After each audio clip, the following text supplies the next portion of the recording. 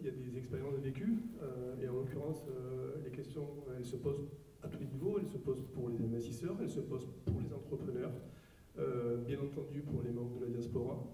Elles se posent aussi pour les intervenants financiers, d'accord? Donc, vous avez évoqué les questions de data, la question de la connaissance des territoires économiques, du climat des affaires, des aspects culturels ou socioculturels de tel ou tel pays sont très importants. Les questions juridiques aussi, de compatibilité juridique ou pas entre les pays sont importantes. Ça pose des problèmes de véhicules financiers parfois, ça pose des problèmes aussi tout simplement d'intervention financière ou de coordination entre les acteurs qui sont sur les deux espaces.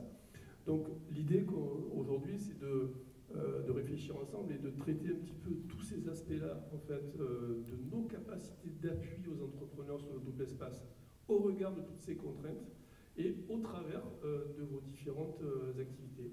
Alors, si vous voulez bien, ce que je voudrais dans ce contexte-là, c'est peut-être que vous nous expliquiez au regard de ces problématiques, notamment du financement des entrepreneurs de la diaspora, comment vos outils peuvent aujourd'hui intervenir, comment vos outils peuvent aujourd'hui aider un entrepreneur qui, par exemple, se trouve en France, en Italie, à s'implanter en fait au Sénégal. Peut-être en commençant par Madame Faye, si vous voulez bien, nous dire un petit peu comment le FONGIP. Alors d'abord, qu'est-ce que c'est le FONGIP, déjà, pour commencer? Je crois comprendre que c'est l'acronyme signifie, d'ailleurs c'est pas un acronyme, c'est un sigle, c'est Fonds de garantie des investissements prioritaires, c'est ça? Ok, donc si vous pouvez nous présenter rapidement le fonds et puis nous dire dans le contexte que je viens d'évoquer ce que vous pouvez faire. Merci beaucoup. Le FONGIP, comme vous l'avez dit tout à l'heure, c'est le Fonds de garantie des investissements prioritaires qui a été créé en 2013 avec l'avènement du président Macky Sall au pouvoir. Et ce fonds aujourd'hui a pour mission de garantir les prêts au niveau du secteur bancaire, c'est-à-dire les PME qui ont aujourd'hui des difficultés de lever des crédits au niveau des banques, faute de garantie d'hypothèque. Le FONGIP a été mis en place par l'État pour vraiment faciliter l'accès au crédit, avec aussi des coûts sur le crédit qui sont quand même raisonnables. Et c'est un peu ça la vision du chef de l'État sur la question de l'accompagnement des PME, surtout avec la garantie.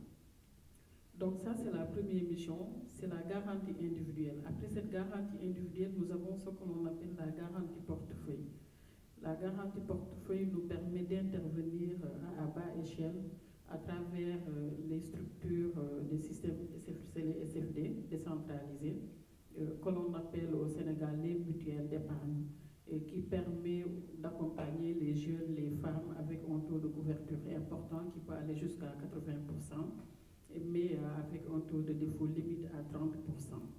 Après ça, nous avons ce que l'on appelle la gestion de fonds pour le compte de tiers. Je peux donner un exemple aujourd'hui qui va concerner directement la thématique que nous sommes en train de développer. C'est un fonds qui a été financé par l'AFD, l'Agence française de développement, à travers l'ADPME qui est une structure au Sénégal et qui travaille dans l'accompagnement des PME. Et nous avons constitué ce fonds, l'ADPME a logé ce fonds au niveau du FONGIP comme fonds de garantie. Et quel est l'objet de ce fonds? C'est aujourd'hui pour accompagner les PME qui sont en France, les Sénégalais de France, Italie, Belgique, Espagne, qui souhaitent revenir. Et aujourd'hui, l'ADPME est en train de travailler avec le FONGIP dans ce sens. Et ça entre dans le cadre de la gestion de fonds pour le compte de tiers. Autre aspect qui me semble être important aussi, aujourd'hui, le FONGIP est en train de faciliter l'accès au crédit des Sénégalais qui, aujourd'hui, sont dans le cadre du programme des 100 000 logements, la garantie des futurs acquéreurs. Donc, bref,